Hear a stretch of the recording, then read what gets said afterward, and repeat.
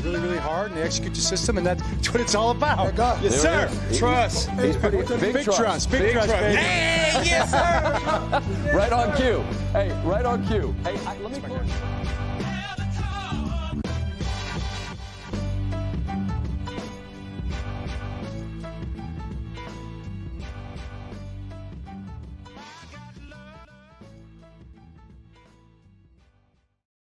We're back on the Jumbo Set podcast. It is Wednesday, my dudes, February 28th, 2024. My name is Jake Louque, and I'm joined on my screen by Spen Has Sprung. How we doing? Doing well. Played 2 rounds of golf last week. Look at you. One good, one bad. Very bad. Very, very bad yesterday. Putter has been literally and figuratively white hot. I've one putted, I think, 5 times yesterday. Putter was on fire, so that felt good. Irons did not. Getting out, back into it. I'm ready for some warm weather. We didn't really the winter that we have descended to in the greater Baltimore area is just, it's worse than I feel like being in like somewhere like Chicago or something where it's actually cold and it snows and there's fun snow, majestic. We just live in this mud town that's like 47 degrees for a month, 2 months, 3 months, 4 months. And I'm ready for it to be over. This is the most I've ever been like, I need warm weather right now. Like, I don't know if I want to be here anymore. I kind of want to move. I was going to say, it wasn't that bad today. It was in like the 50s. That's why I feel good, because I'm like, thank God the last couple months have just been gross. And I need it. I've been taking my vitamin D supplements. I need some real sunlight here. I'm ready. The combine is like my Groundhog Day, I feel like, where it's like, you emerge. Yeah, exactly. Let's see where we're at here. So ready for some spring, ready for some golf. Have a nice golf trip planned to Myrtle again, 2nd year in a row. Excited for that. And yeah, golf. So it's all coming up here. What are you gaming putter wise these days? I feel like I should remember. We only played like 3 weeks ago together. I have a Odyssey White Hot that I got for $50 in, I think in South Carolina at some random course. It's probably like 5-7 years old, something like that. It was just there for $50, and I rented clubs there. It was actually the first round of golf I'd played in like a decade. And we did a best ball, and I hit a walk-off putt on 18 to win $50, and went back into the pro shop. I was like, how much for this? The guy was like, $50. I was like, oh, well, you can just buy me this putter then. Bought me the putter, and it's been treating me really well. You gaming so is it a mallet or a blade? It is a blade.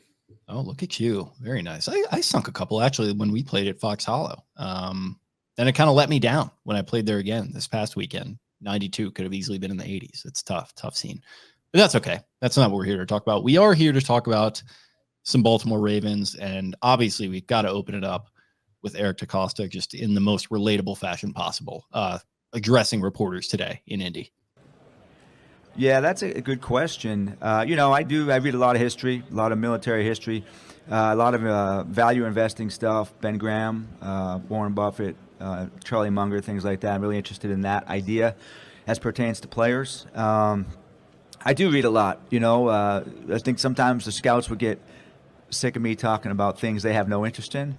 I've gotten at some podcasts and stuff too, but I do feel that in this business, it's easy to do the same things the same way every single year.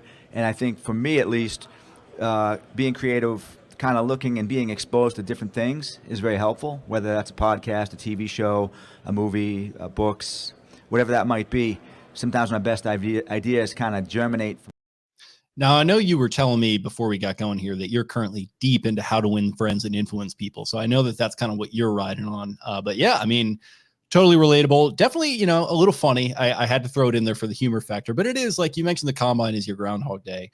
It's a nice reset too, I think, from the emotions of the end of a season, particularly the bitter way that a season like this past one ended. And it's a good reminder that, you've got good people in charge, smart people in charge, adaptable people in charge. I think EDC and Co have proven themselves to be pretty adaptable, and it's always nice to get a little kind of peek behind the curtain at how they approach their daily lives.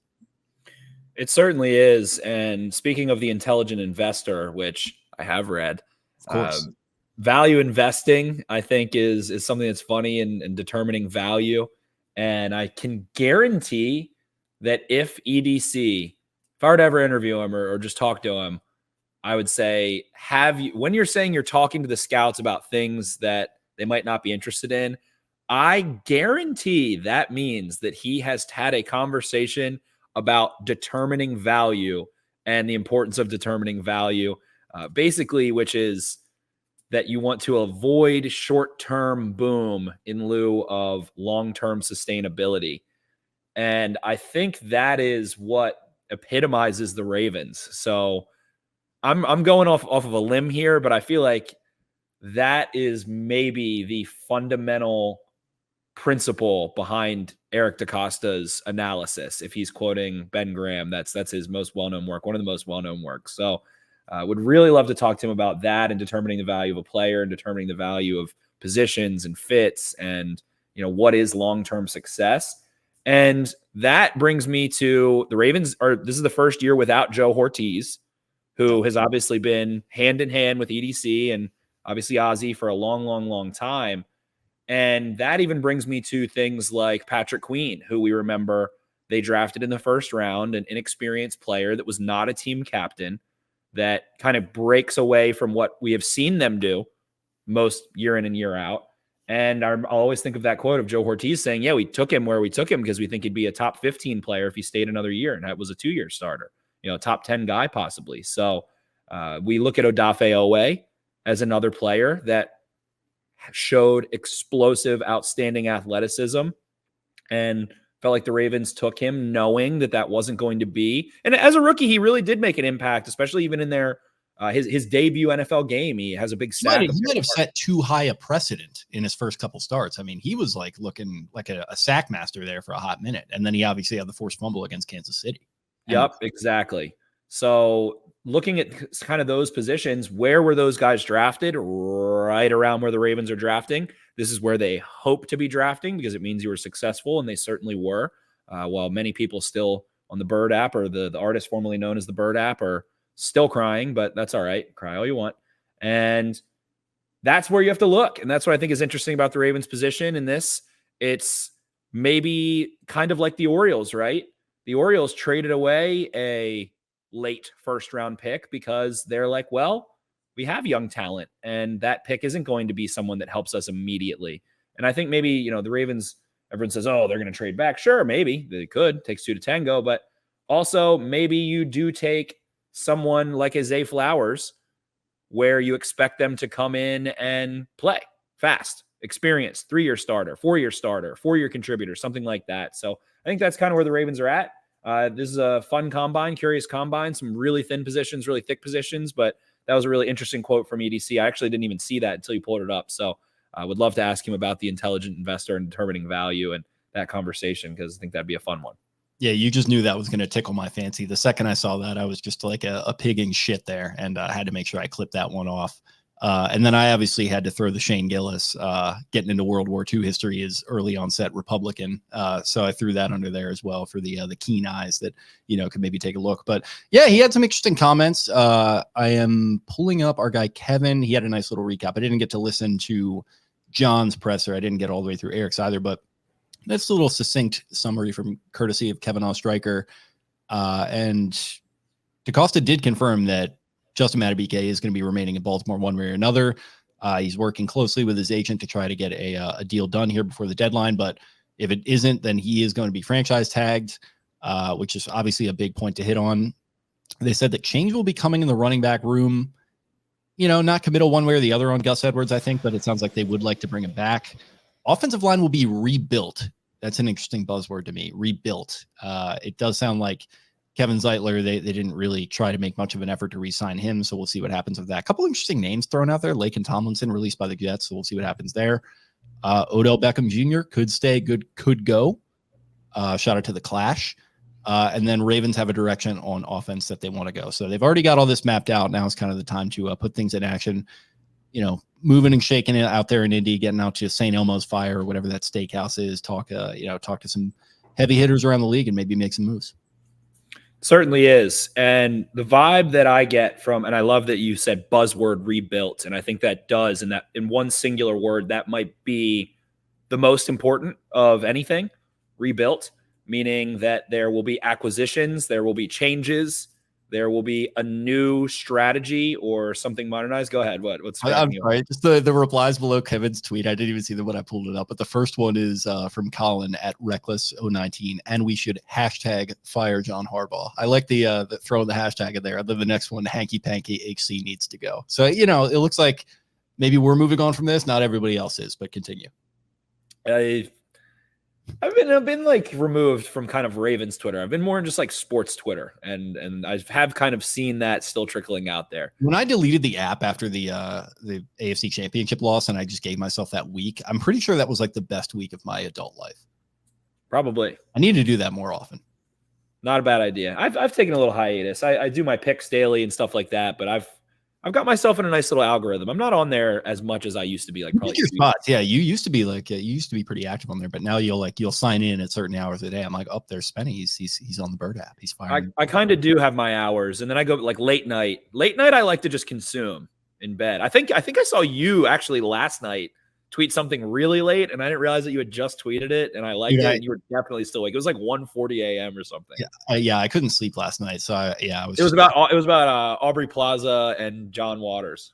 Yeah, Aubrey Plaza going to be in the area here pretty soon. So I feel like that's monitoring dream girl list for you. I feel like she's pretty high up there. She's up there. I liked her on Parks and Rec. She was I didn't like her character on Legion. She was like designed to be unlikable, so well written, but she, wouldn't really do it for me. But then White Lotus season 2, that's when she really reeled me in there. So she was in like Dirty Grandpa with Robert De Niro. She was actually hilarious in that too. So it'll be a nice movie scene. There hasn't been much since House of Cards. Hasn't been a ton since House of Cards dissolved here. So a nice little movie coming back to Baltimore. Veep. Shout out to Veep doing that episode with the Orioles. That was a good one. Veep had a couple. Veep was up here a little bit. Yeah. But I guess to rein it back in. Rebuilt. That's where we were. Yeah. And rebuilding is, I think if I had to guess what the direction is, I think of direction of the offense from that excerpt of DeCosta, more athletic, more like powerful and explosive, right? The running backs weren't. J.K. Dobbins was supposed to be, and I think that if he was healthy, the Ravens might have. Who even knows? Well, he was for a quarter, dude. That touchdown against the Texans, that was that got me fired up. Yeah, who knows what the Ravens would have looked like? I mean, they went freaking 14-3, which still almost throws me for a loop. Still a couple years in this new schedule, but they would have been so explosive in comparison. But they just kind of lack that, right? I mean, Zay Flowers but he's this mighty mouse.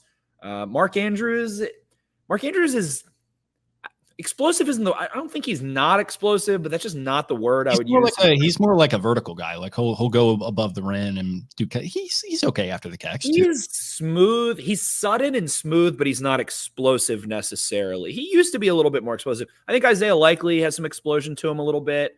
But still kind of is in the tight end-ish category, so it's not that crazy. But I'd throw him in there for sure. Bateman is smooth and sudden. Wouldn't say explosive. Odell Beckham, no. Justice Hill, maybe a pinch. When he gets to the open field, he is, but it takes him a little while to rev the engine up. Yeah, he's not really this like power explosive. Like he doesn't feel like a bomb. Like there's no bomb that goes off in the Ravens offense. I think the only things we saw are maybe a little Likely a couple times and Zay Flowers there. And I think that also trickles into the offensive line. So I think that is how you can craft this team in Todd Monken's vision is by getting guys that like love blood. Like you want some sharks on the offensive line. That's why we love John Simpson, right? Because the Ravens, as low as his lows were, he would provide the hammer and anvil at times to just put some sort of feeling into the offense, right? And with Ronnie Stanley, this trepidatious, careful play, Simpson would have kind of those, but it's never really in space. Linderbaum, sure, throw him into the explosive word. Zeitler's older, kind of, plays under his skis.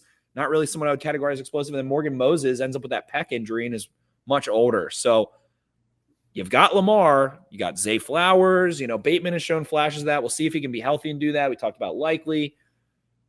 Running back, explosive, needed. They need a tackle that can run and hurt people and get out on screens and in space and move their feet and like go roll. And that's what Ronnie Stanley was. And that's why it sucks. But we've talked about that for 15 years at this point. Ronnie Stanley's not what he was. And that is what feels like is missing when you get into those playoff games where things are kind of plotting. And it's like Lamar has to be explosive 7 seconds behind the line of scrimmage, making 3 guys miss so that guys kind of drift and come open all of a sudden. So I think that, again, is the way to take pressure off of him. Go find an explosive tackle. We'll talk about that in the combine. And then a veteran, a running back. I do that. People have been going crazy on Saquon Barkley. I don't know. How are you feeling about this? They're linked to every running back in the market. I think Ian Hartitz made a joke about that. And it's, it's Barkley, it's Derrick Henry is the other big name. It's a little bit of Josh Jacobs, which I, wouldn't hate that. Obviously we have the trade rumors and everything, but I don't know. How you feeling about that big ticket running back thing that's people really seem to be espousing? I'm not that into it. I'm into it if this is the thing. If they can block and be a natural, fluid plus receiver out of the backfield, I think that is worthwhile in any offense. And people get into like the minutia of the price and the millions of dollars and this and that and that.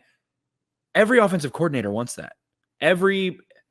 Could I have that as opposed to not have it? Yes. Then you get into, to go back to the intelligent investor, determining value and then appropriately investing or spending in the case of, I hate the term investment in football. It's only spending. You only get rid of resources that are finite. So you only spend in that sense. And to me, Saquon Barkley is still insanely explosive, is a plus as a receiver.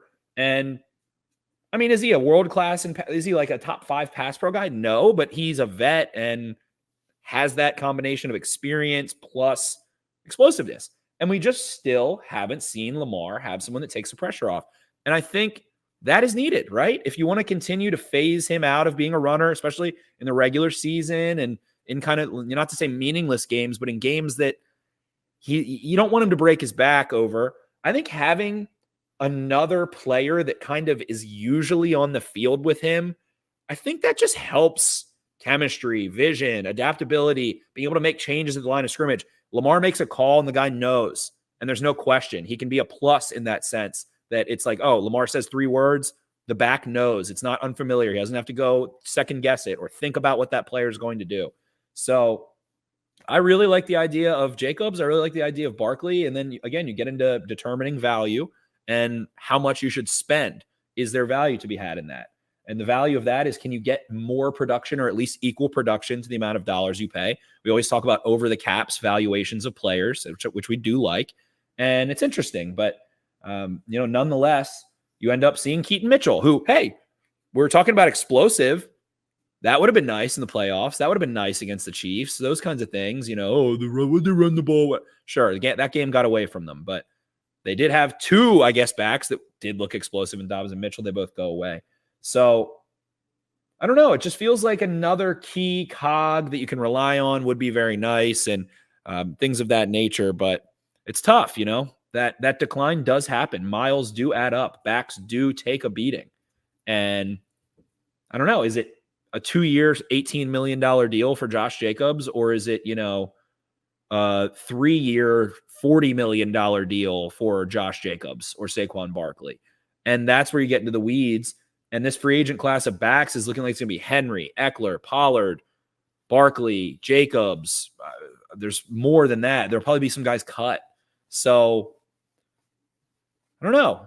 I think you try to go get one of those guys that is a third down back and then maybe draft one if you see value somewhere too. And it's been an issue. I mean, it has. I mean, for years. You need somebody more explosive than Edwards, I think. And I love Gus, but it's like Gus is your 2nd and 2 merchant. He's your 3rd and 1 merchant. And your goal line merchant. And that's great. Like a lot of touchdowns from him, a lot of production, but it's like, if you need 2 yards, I'll get you a yard or 2 yards. But like, other than that, he's not a third down back either. Right. And he's a nice player. He's a role player. Gus is a role player, and he's a role player that had 13 touchdowns. Guess what? Jamal Williams had like fucking 300 last year. Yeah. It was a circumstance of the offense and like situational football. And like you said, nice player. I'll always look back fondly on Gus Edwards, but I do think they should move on. Yeah, and I think like you talk about the finding value and like all that kind of stuff that he's talking about. Like I do think you can find it at the margins. Like I think you could find a guy that gets released or something like that, or maybe even like in the draft if you want to get one of these mid-round guys, pair him up with Hill, and just kind of and Keaton Mitchell, mid-season whenever he's going to come back, hopefully. I'm honestly good with that because like we talked about, and I really don't want to move off this point of like just get a Banff at receiver, like get a guy who's going to go on the outside and wing jump balls and like be that above 6 foot dude that I think they're lacking a little bit. I really do want that to be the key approach here as they enter free agency. Maybe you got to trade for a guy, whatever it is, but that would be my number one priority. And then like if there are guys left over in the second and third waves like that, that's where I'd start to look. And maybe guys will last. Like I think maybe teams are getting hip to this whole don't pay a running back thing. It wouldn't surprise me if like Derrick Henry's still sitting there in April and unsigned, and if you got a little bit of money left over after a big ticket elsewhere, I'd be all for it. I think definitely it would be second, third wave if they were to sign a back. And again, like you mentioned, I think the other thing here, and I'll always tie back to one of my favorite points I've ever made, is the receiver bubble. I was looking at it earlier. Someone tweeted, and I was just thinking about the guys and the experience and the production that are coming in here. It was Big Game Bengal, our boy. Mm-hmm. He said, I'm very interested to see the order of the wide receivers that go off the board. All but certain, Marvin Harrison Jr. is number one, despite what people have been saying. Don't really even care to get into that conversation. And he goes, draft season has already started. Neighbors / O'Dunes is interesting. Eileen Neighbors. And then he said, and then what? Brian Thomas Jr., Keon Coleman, Adonai Mitchell, Troy Franklin, Ladd McConkey, Roman Wilson, Xavier Worthy, Ricky Pearsall, Jalen Polk, Malachi Corey, Jacob Cowing, Jermaine Burton, Malik Washington, Javon Baker, Jamari Thrash, Brendan Rice. Amazing real estate along the coast here. Great financing options. Just sign on the dotted line. We'll figure out the rest later. Exactly. So tons of guys that should be, and I use this in a very relative sense, NFL productive. And I think like, I don't know why I can't stop thinking. I have some weird thing with Demarcus Robinson in my brain. I think about him like on a weekly basis. I don't know why. He's your Roman Empire.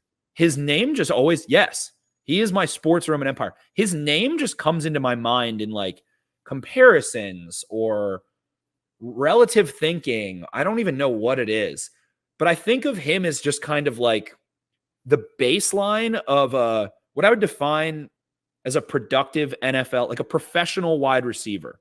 He's a guy they found on the scrap heap who would not have been on the scrap heap 10 years ago. Yes. And that speaks yes. He is to me, he is the result of growth in the NFL. And you look at him and you're like, that skill set. And he's not an otherworldly player. Like the Chiefs didn't like him that much. Like Chiefs fans hated him, whatever. But then he goes on the Rams, for instance, this year, and he's just like, looks like a pro, can fill in. He's like a wide receiver. Nelson Aguilar, I think, in this current iteration of him, fits that mold too.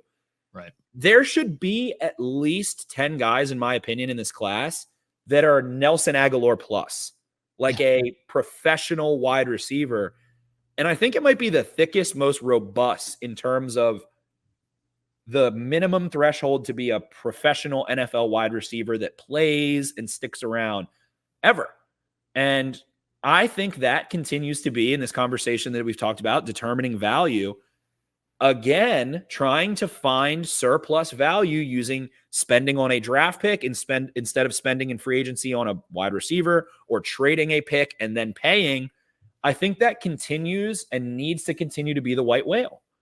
I think it does. I think in the conversation of value with Lamar Jackson on that big contract, if you can get another good rookie contract wide receiver, that will allow you to allocate money to your offensive line on veteran players that can come in and play quickly, or to go pick up on some other aspects. Maybe you are more comfortable to kind of go the veteran back route for a couple of years, getting some one-year deals on guys that are reasonable, if you can hit on that. So really curious about that. I'll be keeping an eye on all these receivers, and I do think there's a good chance the Ravens end up, walking away with their first or second round pick of it being another one of those guys. So really interested about this week in Indy, really interested to see what direction the Ravens go in, but I think I'm going to be fixated on that yet again. And I don't feel fatigued by it anymore, because I think it's not like to your point, it's like they finally got it to a C level that was reasonable. and now they can kind of pick their spots more so. Yeah, right. And I think it's just a natural evolution to your point with where league is going. And it's good that they did catch up. And it's kind of been Eric's move from day one, to your point about finding a guy in the draft. Like Ozzie he would never, ever do it. Like what did he pick? 2 wide receivers in the first round overall? Maybe 3. I don't know. And just didn't throw darts. I mean, it was what, Perriman and Torrey Smith. Torrey was the second round. So, I mean, Perryman, Travis 2 rounds. Yeah, Mark Clayton was the other one. So 3 in the first 2 rounds over time. Yeah. Travis Taylor, 10th overall. That's an investment. There's another one. Yeah. Yeah. Mark Clayton and Rashad Perriman. And that's it. I mean, it's even then, like that wasn't good enough. And especially in the 2010s. Considering they make up, what, there could be 5 or 6 of them on a 50-man roster. It's 10%.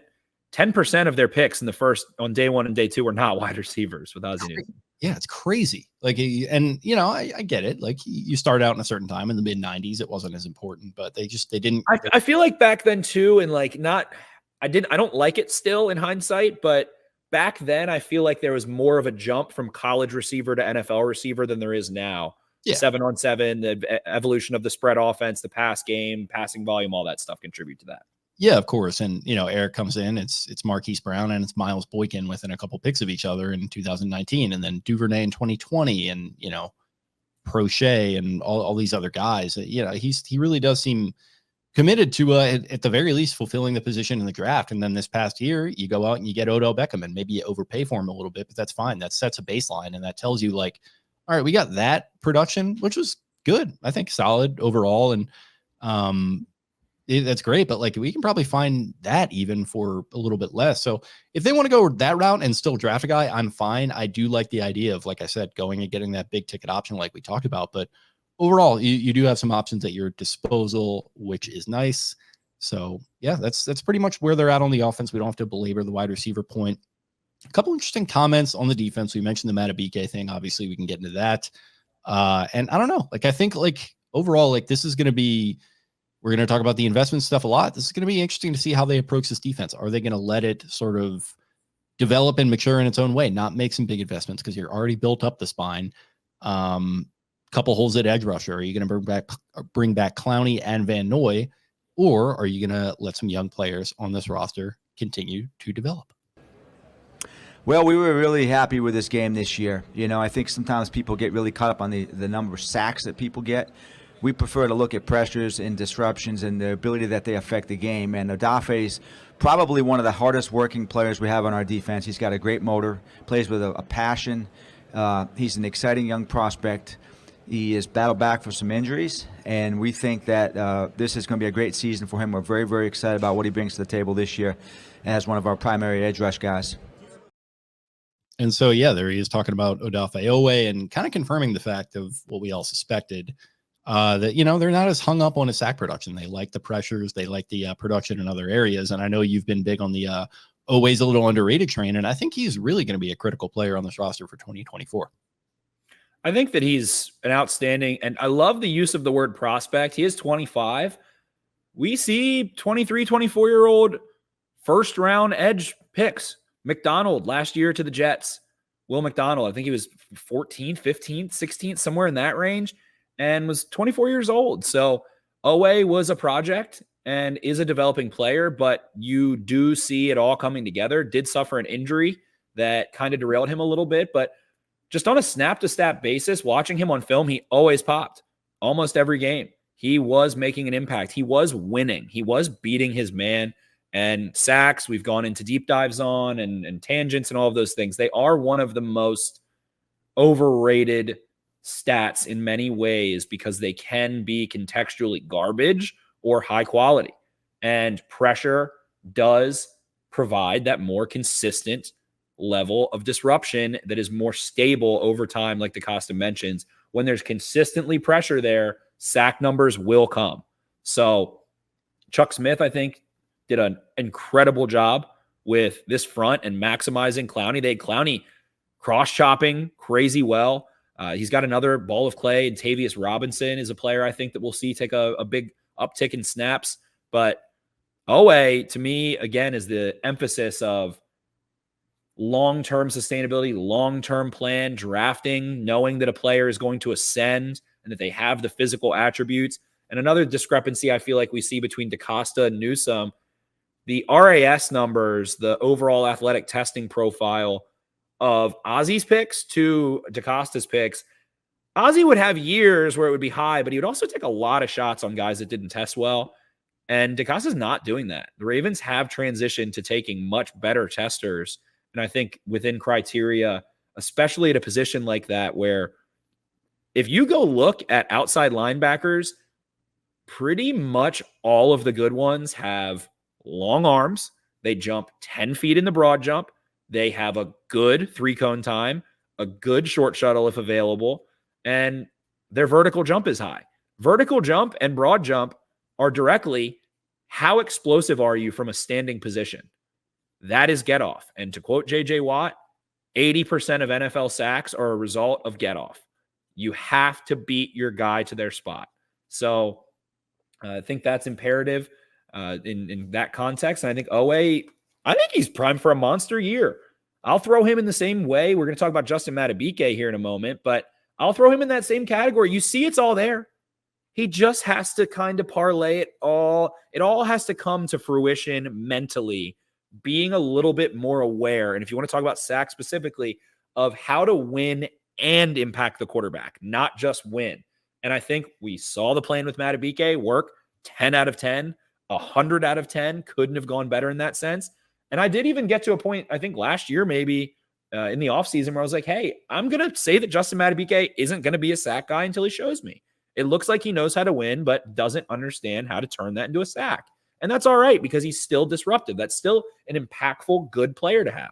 But he did. He made sure that the wins were in areas where he could still impact the quarterback. It's just one step. It's a one-step difference of ceiling or being able to get, body position, a slightly tighter angle with one fewer step so that you can actually hit and sack the quarterback there. So I think that's the exact same route that Odafe Owe is on. And I think he does make a jump. And it might not be, freaking 10 straight games with a sack like Madubuike, but I think we're going to see him have dominant games as an athlete that looks confident and has unbelievable skill sets that have come together in many ways. And I think just in McDonald's system, it wasn't, an emphasis. You're always looking at Roquan Smith and those guys, but I think Owe is absolutely primed to have a monster year potentially. Yeah, and it overall, like it speaks to the idea that I hope they're ready to kind of just trust their development on defense a little bit and continue to fix the offense with the resources they have available. Because on defense, I mean, it's Madubuike, to your point. It's Brandon Stevens. It's Geno Stone. It's all these guys that have come up through the system and developed over the course of a couple of years. And it's not always like right off the bat. Eric calls Geno Stone the best 7th round pick in team history. It would probably be pretty hard to dispute that. It's just trusting your development on that side of the ball. Like I said a couple weeks ago, like we're the Baltimore Ravens. We figure it out on defense. We've got the scheme. Hopefully Zach Orr is going to be able to make that transition pretty easily, but we've got the scheme. We trust our development. Shout out to the good doctor there who's gotten some great stuff out of the edge rushers in his time here. And, like overall, just to put a bow on all our points, I do hope that is kind of the approach, is that they're ready to throw the resources that they have on hand as far as the cap and trade assets on the offense. And then on defense, we're going to continue to draft. And you don't want to totally eschew defense, obviously. Like, you have a Ronald Darby and a Mullet and a Kyle Van Noy and a Clowney making huge contributions to this team. I hope they're ready to add guys like that still. But overall, just, be ready to spend the big ticket on the offense and then kind of trust yourself on the defensive side of the ball. Agreed. And I think it is, we'll probably reach a little hyperbole, and you make a great point. I think it's tough to quantify, especially without being in the building, luck plus system plus McDonald's impact versus maybe kind of Harbaugh. So you don't, like you said, you don't want to eschew defense entirely. I mean, hey, is anybody going to be pissed if you're able to take a really strong, solid cornerback in the first round and that's where you go? I don't think so at all. And the Ravens have been privy to those late round defensive linemen. Broderick Washington had a down year, but still got himself a second contract as a late pick there. So, throwing those darts still nonetheless. But I do think that expecting signings to be as impactful off of, I don't want to say the trash heap, but I mean, they bring Kyle Van Noy in for next to nothing after the season already starts, and he's just unbelievable. The availability of players like that is volatile and variable. And being able to go get a Clowney and a Van Noy for cheap late and have them stay healthy and have them play that well, probably highly unlikely. But to your point, they are the Baltimore Ravens, and they do that frequently. And I think that has to probably do with Ozzie Newsome, if I had to guess, and his ability to scout defensive fronts and the way that he has organized this franchise and their DNA to do so. Like, the blueprints are all there. It's a master chef's book that the recipes are getting passed down. And I think Eric DeCosta has proven, the ability to continue with that. I think John Harbaugh has a really strong understanding of that. So, don't ignore entirely, but you also have some blue chip players on defense. So have to figure out that healthy mix of depth versus not spending too many of your resources on that side of the football, seeing as, I don't know, offensively, they're in a weird spot, feels like roster-wise. Yeah, it is. And there's going to be a lot to resolve here. And they touched on it a little bit today, and we touched on it as well. And it's going to be interesting to watch, offseason really kicking off here. So it's pretty much all I got. I kind of ran through all our talking points. Anything else before we start to wrap this one up? Yeah, I'm curious what happens with Justin Madubuike. We had said, through the vine, we've heard for quite some time he's not going anywhere. I just don't see. If you're willing to franchise tag him, I feel like you're willing to pay him an exuberant amount. I wouldn't be surprised, especially with the cap number being like 22 million. Like, I wouldn't be surprised if they're like, hey, let's figure this thing the hell out and free up some space for this coming year. It is just difficult because the spine of the defense and the too high and the spotlight of linebackers, interior defensive linemen, and safeties right now is the highest and brightest it's been in years. As long as we've been doing this together, this is the most kind of shine that the spine of the defense has gotten by far and away. So Madubuike has a strong case to get a lot of money. And I don't know. I'm really curious. The Ravens have frequently hammered out those big deals, paying a lot of cash out early and then giving themselves a little bit more flexibility late. And I think that does make sense again. But it's just tough because all of those deals were in a pre-Lamar Jackson contract world. So do the Ravens change? Are they going to backload a deal? Is that not what Justin Madubuike wants to do? Some of those questions, but I do think they get a deal worked out here. I feel like the Ravens are in a pretty clean spot books-wise. They could cut anyone but Lamar, Marlon Humphrey, and Roquan Smith right now and be fine. Yeah. So the books are pretty clean. They don't have a lot of space, but they're not in a bad spot. Yeah, cap number just went up too. It's all relative, obviously, but it does give them a little bit of breathing room, so that's going to help. And yeah, really, it is just kind of taking these next couple days and weeks here to figure all that out. Free agency opens in 2 weeks, 3 weeks. So yeah, I think they'll be ready. And I honestly, it really wouldn't shock me if Madubuike is locked up by then, not by any sort of inside information. I just really think that they A, want to keep him, and B, want to free space for this coming year. So whatever they got to do, I don't know. I expect it to happen. I feel like he's still an ascending player, very much so too. And that while maybe and again, sacks, or even what I'll point out, are a little overkill. Like, I don't know he's going to be a 10-sack player every year. It wouldn't shock me if he's a 6.5-sack guy next year, but is still making a really heavy impact. As an interior lineman, yeah, it's tough to expect that. It is. I mean, if you pay him that way, and these are the weird things, and Cole and I are starting a little podcast show on his YouTube to cover the draft and stuff. And these are just the weeds you get into. It's like, well, if you pay him, you expect him to use that money in ways to get better and make his body more ridiculous than it already is. And then maybe you're looking at him as like a defensive end. Maybe he's playing a lot more snaps out wide. He certainly has the athletic skill set too. And if you're going to pay him, you want him to be that type of guy. You want him to be somebody that works harder after getting paid. And I think that's, what's tough in today's NFL. I mean, he was a 3rd-round pick. He wasn't a $30 million first rookie contract guy. So It seems like, they think he's a very hard worker. They love him, and he seemed in our brief experience with him like he did really enjoy, being around the city and all that stuff. And I'm sure he'd be happy to stay here if paid well. So curious about that, very much so. Kind of, I don't know. Ravens been around, 25 years, kind of an unprecedented player, I feel like, in their history. I don't know that I can think of a player, especially at that position, that is ascended like that and would be compensated like that. I mean, Haloti Ngata's contracts were never out of this world. Very different players, very different skill sets, but not even really the same position. But I don't know. I'm really curious about that overall. I think he's a tough read as someone that's quieter, wasn't really talked about a ton outside of Peter King. Love you. Who walking away. We love Peter King. Yeah, we had that interaction with him, 5 years ago? Yeah, something like that. Told him we were big fans, and he said, "Thanks, guys." Yeah. He just handed us an Allagash White and just walked away.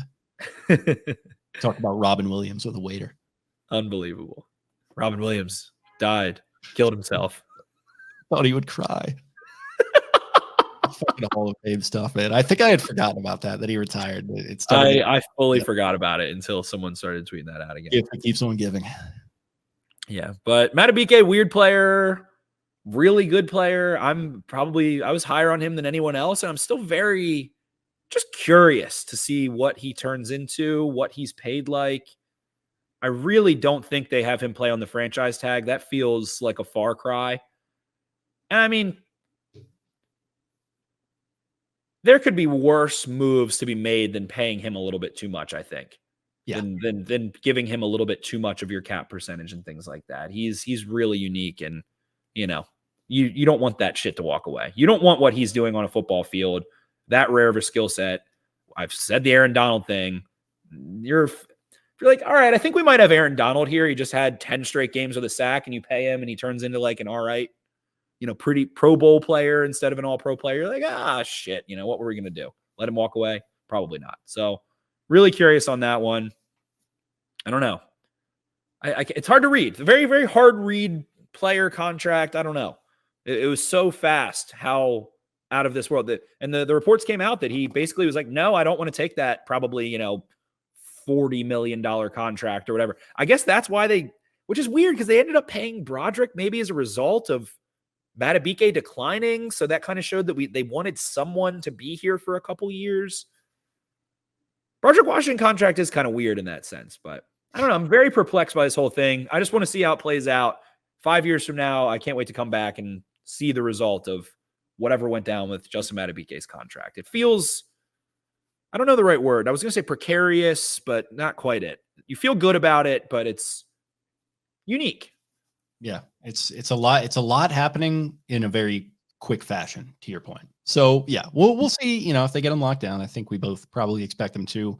And if they don't, he will be here next year at the very least on a $22 million cap charge, which I don't think is going to be good for anyone. So let's get that deal done, Eric. While maybe turn off that Dan Carlin or whatever you're listening to, or whatever Barbarians at the Gate you're reading, and go and just go and get that deal done.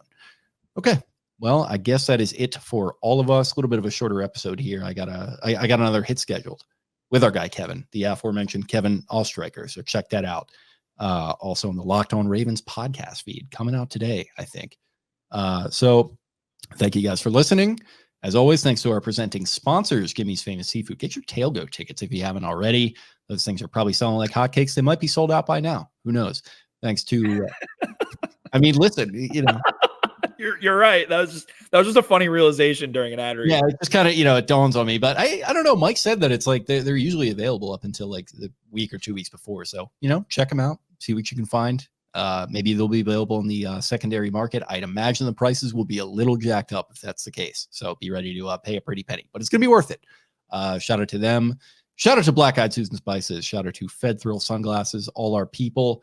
Very much appreciate all the support. And shout out to you, my friend. Thank you for hopping on here with me as we are in an interesting time on the sports calendar with the combine, with free agency coming up, with baseball season approaching. It's a lot. So it's much appreciated. Much appreciate all your guys' support. And we will talk to you again very, very soon. See ya. Arrivederci.